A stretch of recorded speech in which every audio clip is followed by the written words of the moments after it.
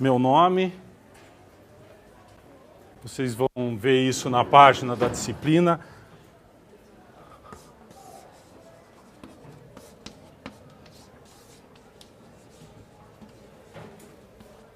Renato Pedrosa, o pessoal já me conhece por Pedrosa. Esse é o cálculo 1, é a primeira disciplina de matemática, juntamente com a geometria analítica, que provavelmente alguns de vocês já tiveram aula ontem. E essas duas disciplinas preparam vocês para a continuação nas disciplinas de matemática. Eu gostaria de avisar logo que vocês vão perceber que a disciplina de cálculo ela é uma disciplina que usa intensivamente o que vocês aprenderam de matemática antes de entrar na universidade. A principal diferença que vocês vão sentir é um enfoque mais conceitual, mais estruturado e mais organizado da matemática e a velocidade. Aliás, velocidade é um tema deste curso, desta disciplina, porque velocidade é taxa de variação e esse é um dos principais itens da nossa agenda, é aprender como se calcula a velocidade de qualquer fenômeno. Pode ser velocidade dos preços, que é a inflação, pode ser velocidade em mecânica, que vocês já ouviram falar, que é mudança de posição, pode ser velocidade, por exemplo, na mudança de temperatura, que é o gradiente de temperatura, quando você tem uma mudança de temperatura, qual é a velocidade dessa variação. Tudo que trata de variação nós vamos aprender, de funções nós vamos aprender aqui nessa disciplina.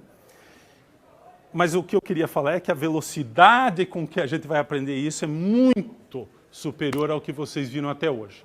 E esse é o principal choque e a principal fonte de dificuldade na disciplina de cálculo, que é um dos terrores da universidade. Cálculo 1 desenvolve o estudo de funções reais de uma variável. Então nós vamos fazer um estudo, vamos dizer, só de uma parte das funções que envolvem apenas uma variável, usando as técnicas de limites, derivação e integração. Essas são as três palavras-chave que vocês nunca ouviram falar até hoje, com algumas exceções, alguns já ouviram falar, talvez de derivada, mas limites menos e integração menos ainda. Então, esses três conceitos, limite, derivada e integral, vão ser os conceitos fundamentais, as técnicas fundamentais que nós vamos desenvolver.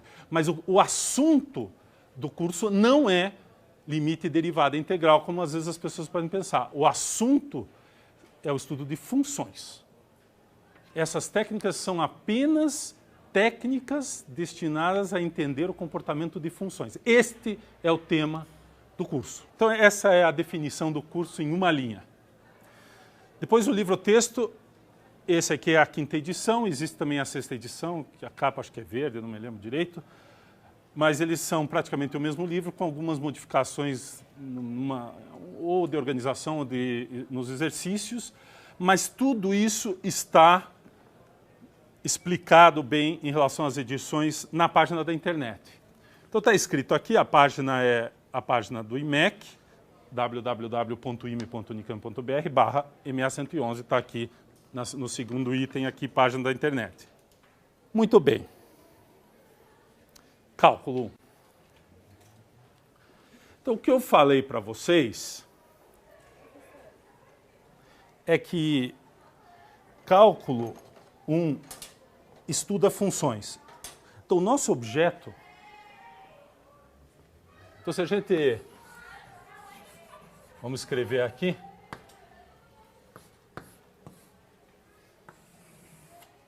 O nosso objeto de estudo são funções.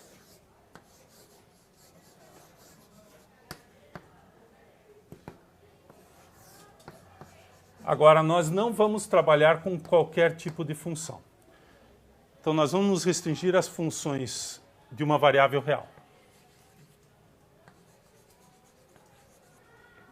E eu acho que todos vocês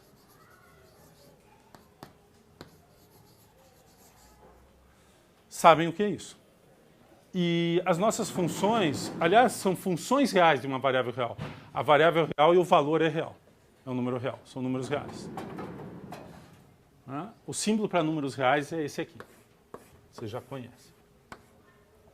Conjunto dos números reais.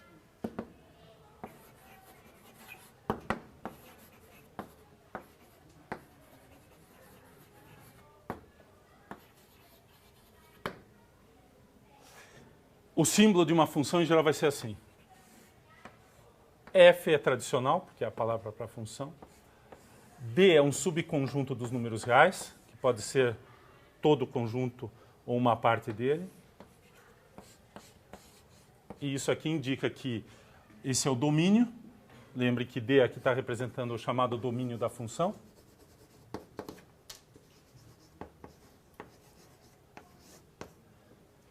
É o conjunto onde a função está definida, e ele é um subconjunto dos números reais. E essa flechinha indica que a função transforma números reais em números reais. A representação em geral para variável é... Eu vou fazer aqui. E ela é elevada no seu valor, que é f de x. Então essa é a representação. X é um elemento aqui de D, e f de x vai ser um número real. Então, isso aqui é clássico, bem tradicional, não estou falando nada novo para vocês. Mas nem toda a relação entre números reais é uma função. Qual que é a característica fundamental de uma função? O que diferencia, por exemplo, a função de uma relação do tipo menor? Dois números podem ser, esse é menor do que esse. Se a gente pensar que o segundo número é como se fosse a função do primeiro, você diz, mas não é, né? Porque tem muitos números menores do que outros muitos números, né? Então, a cada número aqui tem muitos números maiores do outro lado da relação. Mas a função é uma relação, ela dá um número do domínio e um número do contradomínio. Para cada número lá tem um aqui. Mas quantos números pode ter no contradomínio para cada número lá? Que é o que caracteriza a função. Quantos podem ter? Um. Exatamente um. Tem um. Para cada cara daqui, tem apenas um aqui.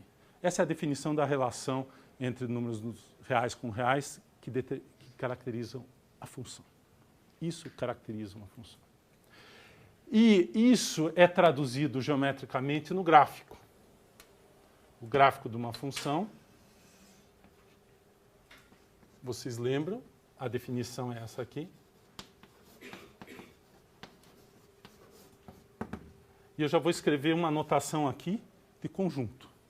Abre chaves, são os y pertencentes, não, o xy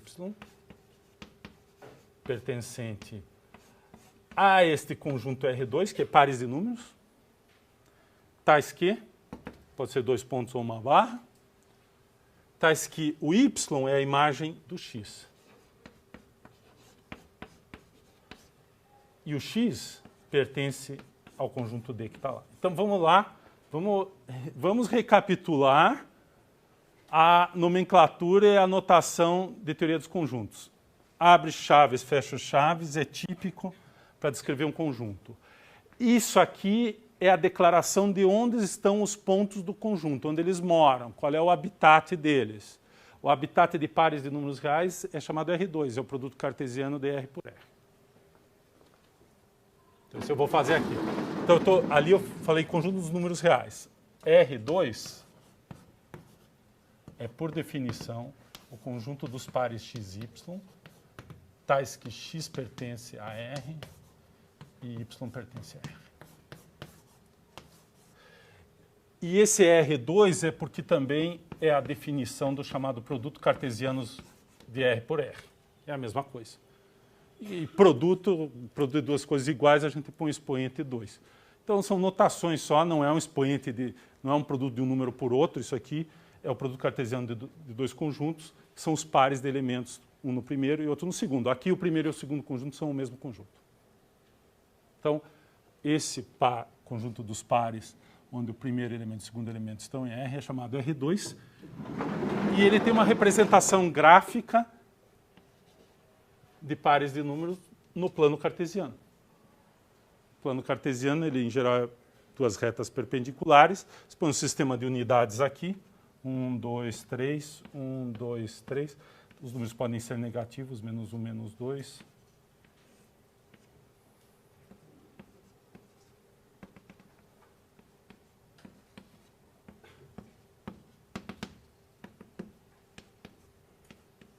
Então, o conjunto dos números pode ser descrito aqui. O que eu faço é, eu marco o valor de x nesta reta, o valor de y nessa reta, traçam as retas, então, por exemplo, o ponto 3, 2 é esse ponto aqui. E é representado por um ponto do plano. Então, quando a gente faz o gráfico de uma função, o que a gente faz é exatamente representar o domínio aqui,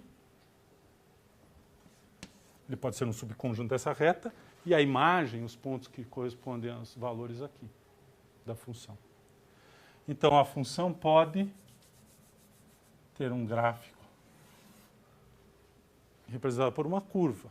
Então, o gráfico, em geral, vai ser um conjunto de pontos. E por que é uma curva? Se a gente pensar, depois a gente vai entender um pouco melhor, é porque, na verdade, um dos valores determina o conjunto. Você dá o valor de x, você determina qual é o valor de y pela relação da função. É o valor da função, que é o y. Então, você só tem um parâmetro variando, é o x. Você varia o x, determina o y. Uma coisa que tem um parâmetro variando é uma coisa unidimensional, é uma curva.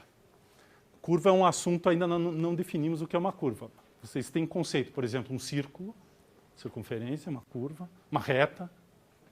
A reta pode ser um gráfico de uma função que a gente vai ver, a função linear.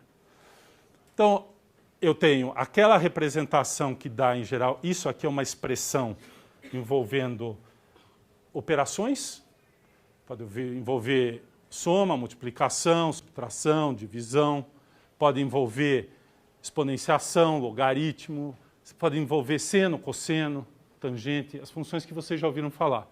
E nós vamos introduzir algumas outras funções ao longo do curso. Então, isso aqui é uma expressão, essa é a representação algébrica, que a gente chama né, analítica da função. E essa é a representação gráfica. O que caracteriza a função é que este gráfico, quando você passar a linha vertical, ele só cruza uma vez. Né? Se eu passar uma linha vertical aqui, para cada valor de x só tem um valor, não pode ter outro. Então, por exemplo, o círculo, que é uma curva desse tipo, ele não é um gráfico de uma função. Porque na hora que eu passar a reta vertical, eu marco 2 pontos. Então, para cada valor de x tem 2 valores de y. Pode ter 2 valores de y. Então, o círculo todo não é o gráfico de uma função, porque não vai satisfazer a definição de que para cada valor de x só tem um valor para y aqui. Então, isso aqui é a coisa mais básica. Esse é o nosso objeto. Esse é o nosso objeto. Nós vamos estudar estes objetos até aonde a gente conseguir desenvolver em termos de trabalhar com as técnicas, como eu mencionei, limite, derivada e integral.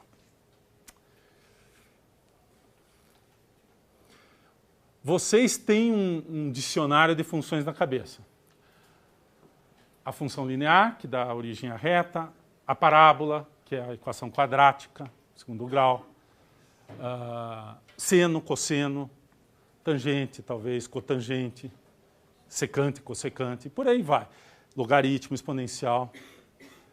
Mas cada uma dessas funções para vocês é uma função, é um objeto que tem, vamos dizer, uma vida individual e aparentemente eu trato cada caso um caso e eu não sei exatamente quais são as propriedades mais relevantes dessas funções. E qual a origem dessas funções? Por exemplo, qual é a origem da função logaritmo?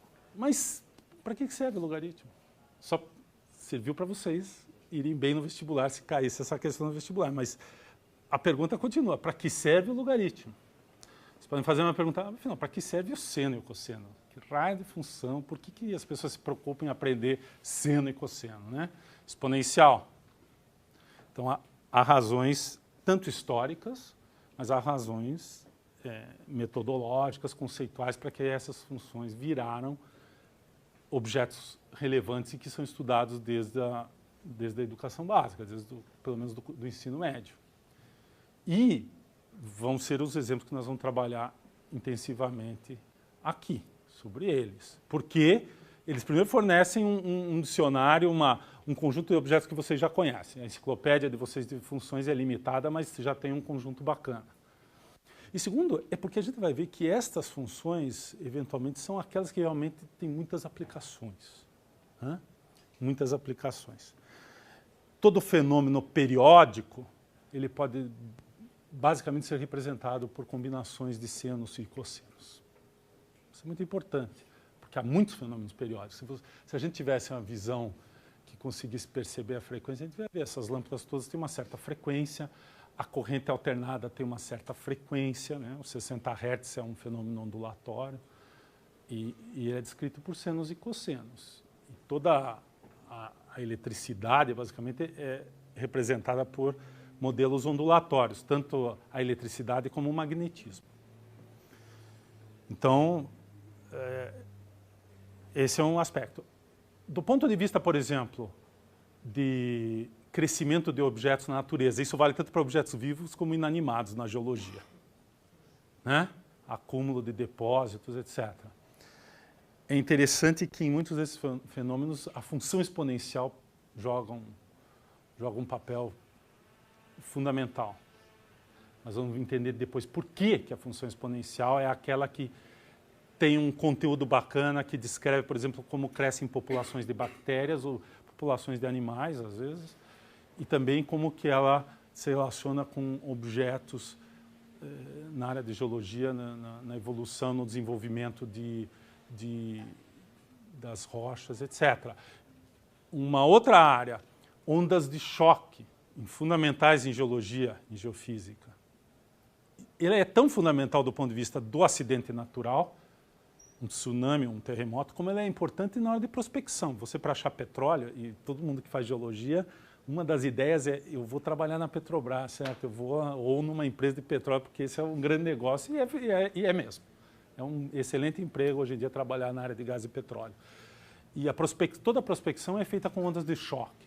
Ondas de choque são descritas por dois tipos de fenômenos, ondulatórios e atenuação, porque você mede a distância, se você sabe o tipo de como deveria ser a atenuação quando você faz um choque aqui, como ele chega lá, você sabe qual é o tipo de material que tem entre esse ponto e aquele. E a atenuação é um fenômeno exponencial. Assim como a transmissão do calor para os mecânicos no motor, fenômeno que trabalha com exponencial. Então, né, e para o pessoal de engenharia de alimentos, calor é fundamental. Né? A gente sabe que o calor é... Na verdade, os engenheiros de alimentos eles trabalham em geral contra o calor. Né? Nós não queremos que os alimentos pereçam. Então, não podemos deixar os alimentos se aquecerem, porque a temperatura acelera os processos bioquímicos, biológicos que ocorrem nos alimentos. Então, por isso que a gente guarda as coisas na geladeira, porque ele acelera o processo de fermentação, de todos os processos, crescimento de bactérias, etc. Então, você vai cuidar para que não aconteça. Por isso tem a geladeira. Calor e resfriamento, que serve tanto para os mecânicos aqui, serve para os geólogos, porque o calor também é uma coisa importante na formação da Terra até hoje. A gente tem ilhas se formando e tem a ver com o calor no subsolo e as pressões que se formam. Como para os mecânicos e para os engenheiros de alimentos, calor é fundamental. E o calor ele tem, novamente, vários aspectos na sua descrição, na modelagem. E é fundamental trabalhar com exponencial e com as funções periódicas, seno e cosseno. Tá? Grande teórico disso na história foi Fourier, que era um engenheiro e, curiosamente, político, e que foi a pessoa que descreveu a equação do calor. E nós vamos falar disso, pelo menos eu quero mencionar isso lá na frente para vocês entenderem como que a equação do calor tem a ver com essas funções que a gente está falando aqui.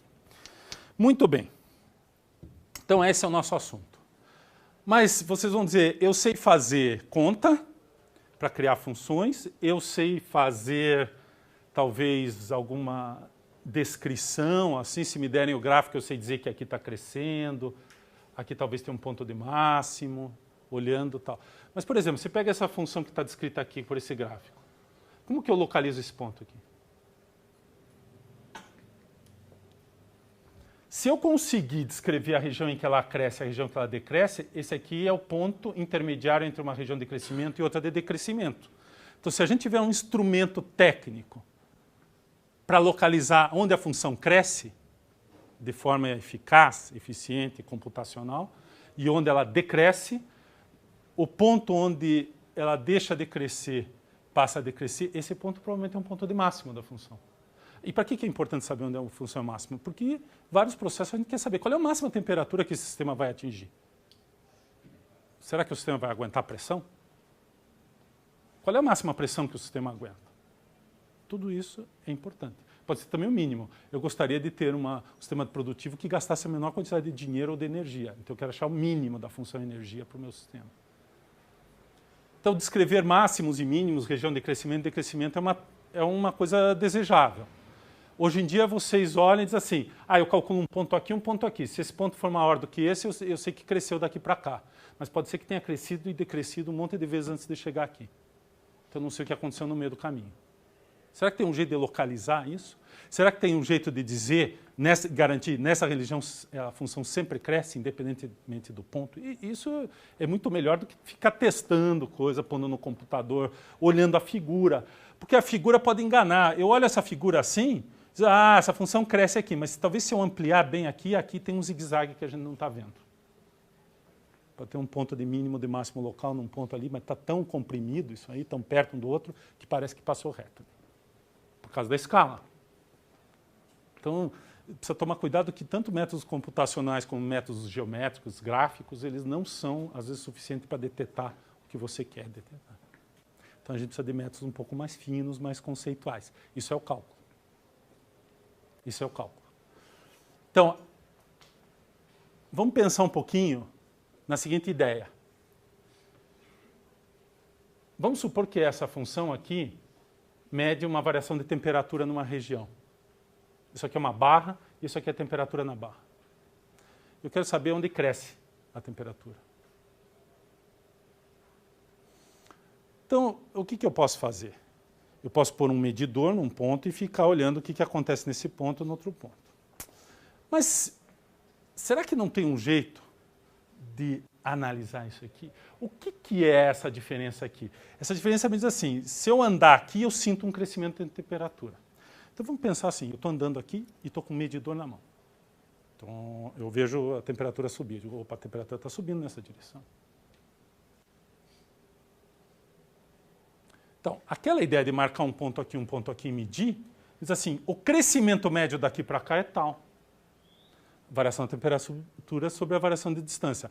A cada centímetro, em média, a temperatura cresceu 1 grau. Essa seria uma informação. Eu não sei exatamente o que aconteceu no meio do caminho. A temperatura pode ter subido e descido. Mas eu sei que daqui até ali subiu 10 graus e tem 10 metros. Então, por metro, subiu 1 grau em média. Essa é a temperatura. Vamos falar em distância. Eu vou daqui até lá. Quantos passos será que eu dou? Vamos ver. 1, 2, 3, 4, 5. Mais ou menos tem 5 metros daqui até lá. Então eu vou contar no relógio. Deixa eu marcar aqui, ó. Vai bater no 0.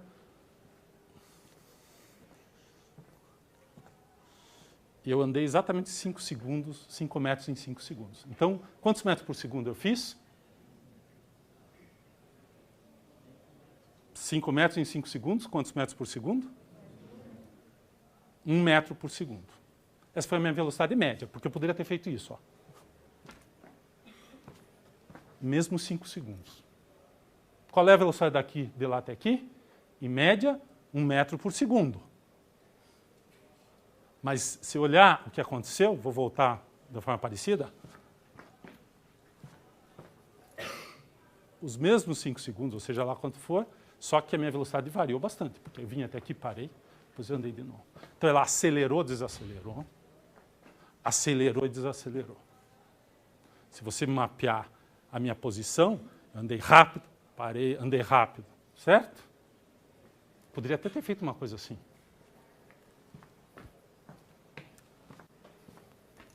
Mesmo 5 segundos. Na média, 1 metro por segundo. Mas certamente cada caso desse é um caso totalmente diferente. Mas então eu vou fazer o seguinte, em vez de eu medir o tempo todo, eu meço só daqui até aqui. Agora eu tenho esta velocidade média. Agora eu só vou medir daqui até aqui. Essa velocidade. Na verdade, até aqui. Então, eu olho o movimento, restringe a distância e divido pelo tempo. Vou diminuindo o intervalo de tempo e vendo a distância que eu andei. Se a gente pegar um trajeto e fizer isso num pedacinho, só para não parar e andar, cada vez eu reduzo, pego o intervalo daqui até aqui, Veja quanto tempo demorou. Divido. Essa é a velocidade média aqui. Vou diminuindo, diminuindo, diminuindo. O que acontece se eu dividir por um intervalo de tempo muito pequeno, que vai ser um intervalo de distância muito pequeno? O que eu vou estar medindo? Quase a minha velocidade instantânea aqui. Ainda é uma velocidade média, porque é uma distância pequena dividida por um tempo pequeno. Ainda é uma velocidade média. Mas já mede muito proximamente qual foi a minha velocidade nesse trechinho aqui. Então, este conceito, que serve para temperatura, para inflação, para qualquer coisa, processo, velocidade, eu vou pensar aqui que a minha velocidade média num certo trecho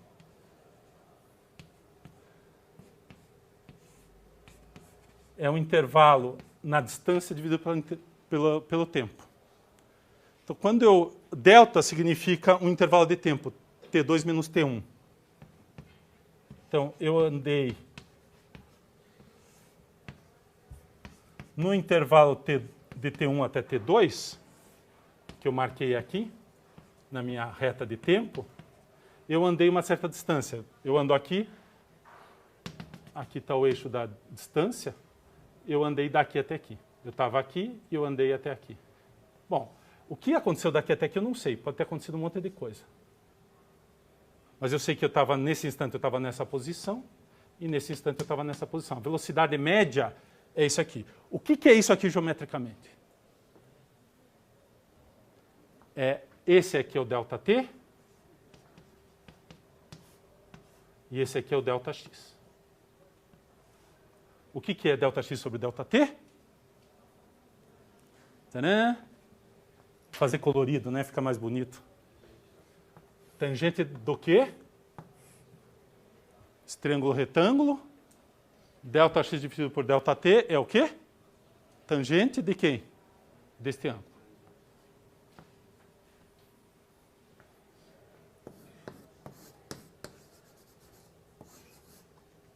Deste ângulo. Tem esse triângulo retângulo. Cateto oposto sobre cateto adjacente. Esses são os nomes, né, técnicos. Cateto oposto sobre cateto adjacente, tangente desse ângulo. Função trigonométrica apareceu aqui. Conhecida de vocês. Só que não está falando de velocidade, né? Agora apareceu a tangente.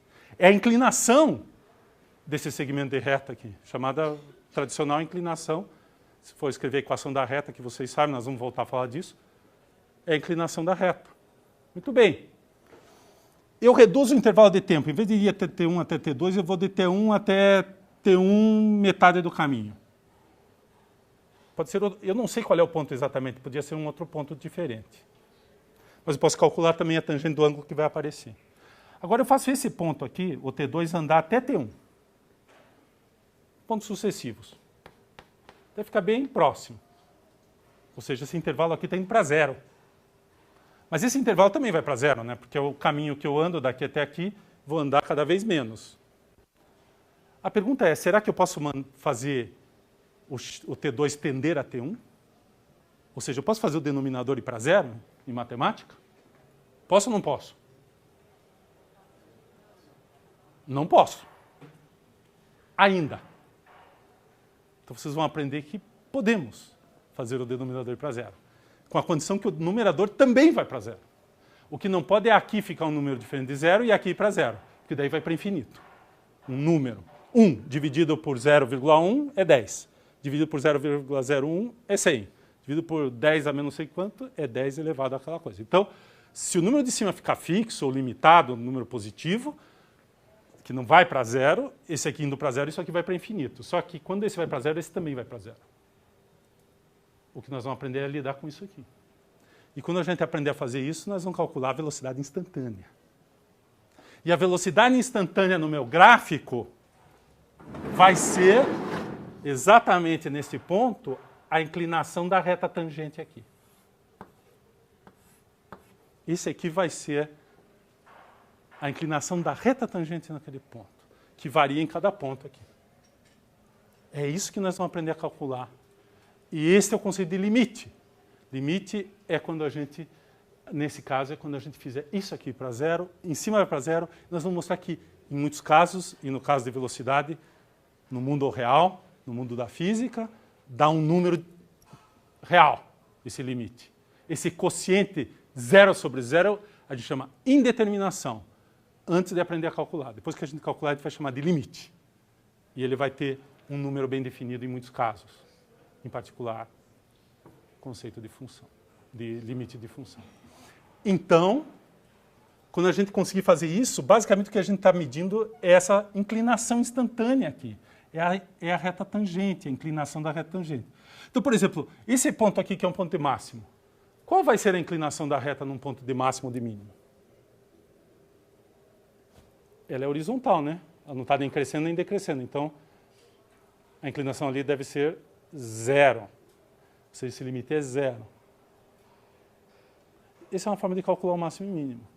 É procurar os números onde este limite dá 0. Como é que a gente chama esse limite? Esse limite vai ter um nome especial. Ele é a derivada da função naquele ponto. Então, derivada é exatamente isso. Já contei toda a história de metade do curso para vocês. Só que vocês não têm a menor ideia nem como calcula e nem de onde vêm as coisas, certo? Mas essa é a primeira metade do curso. É aprender a calcular a derivada, que é a inclinação da reta tangente a um gráfico qualquer, de uma função qualquer, não só daquelas tradicionais que vocês já conhecem. Nós vamos poder calcular em cada ponto de uma função, que eu tenho uma expressão algébrica aqui, a derivada, que é a inclinação da função da tangente ao gráfico neste ponto, naquele ponto, etc. Né? Usando aqui o projetor, depois nós vamos fazer algumas simulações, algumas coisas bacanas para ficar mais fácil de vocês entenderem. Mas, conceitualmente, na verdade, é relativamente simples a ideia, mas é uma ideia muito revolucionária. Então, deixa eu contar para vocês que essa ideia de dividir por 0 quando em cima também vai para 0, né, essa ideia de limite, demorou muito tempo para acontecer na história da ciência e da matemática. Os gregos, quando eles começaram a lidar com a ideia de limite, eles chegaram a alguns problemas assim que para eles eram insolúveis. Um deles era o famoso paradoxo da lebre e da tartaruga. Que se você pensar que se a lebre, se diz assim, a lebre anda a uma velocidade 2 vezes maior que a da tartaruga.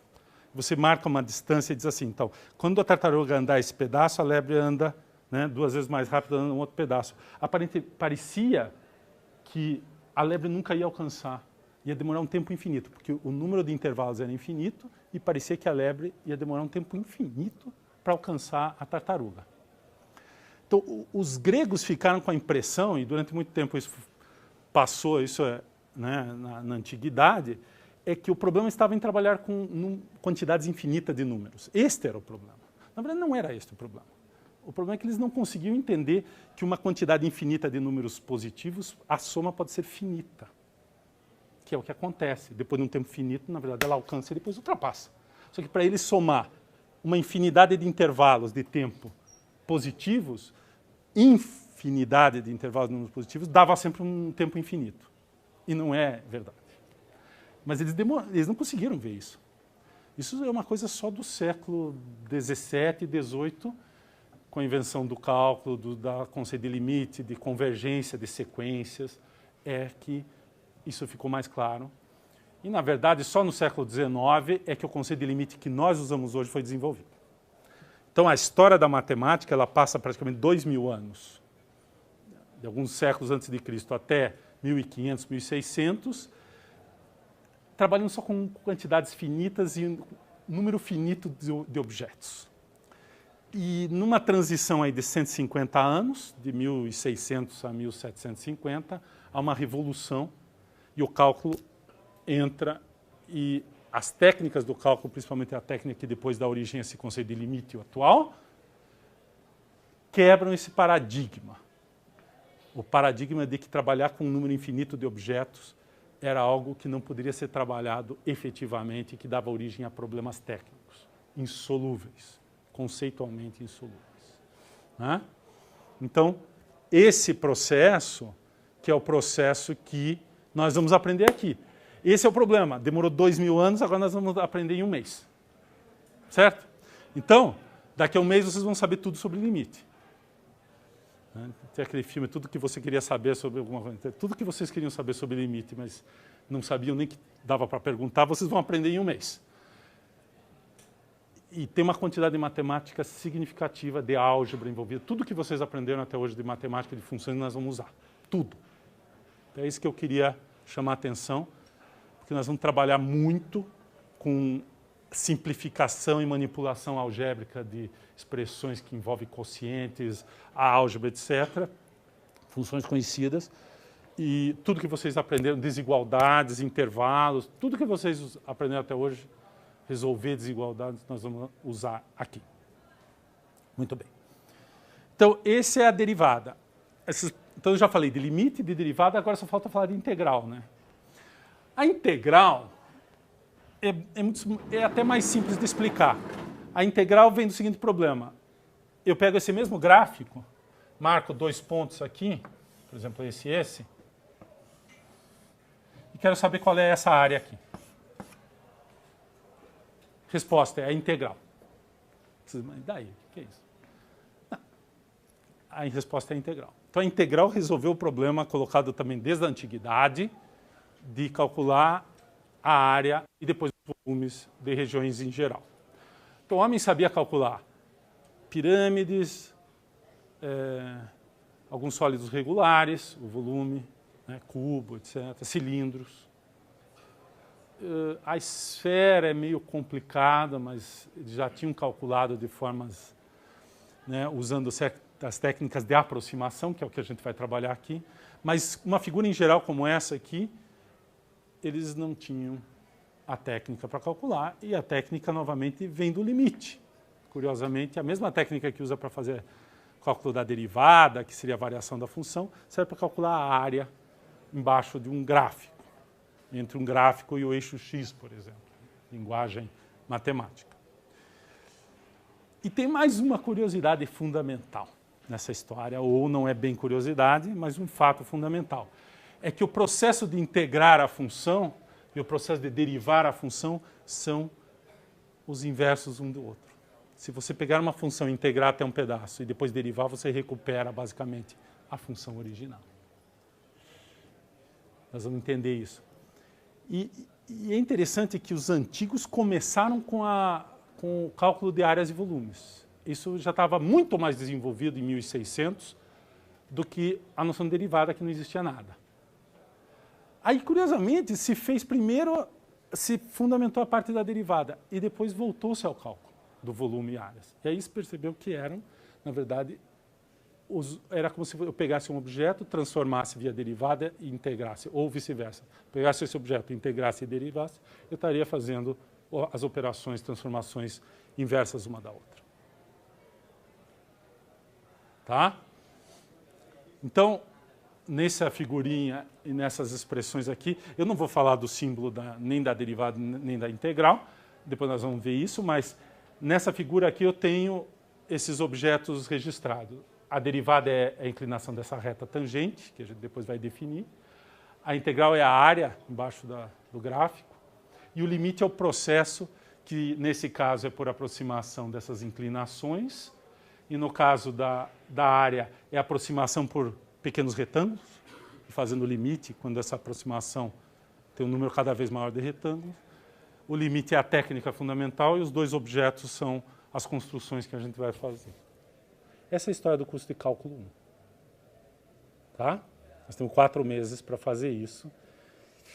E a minha perspectiva é que vocês vão ter alguns choques iniciais, vocês têm que resistir aos choques e à tentação de dizer isso aqui não é muito difícil para mim.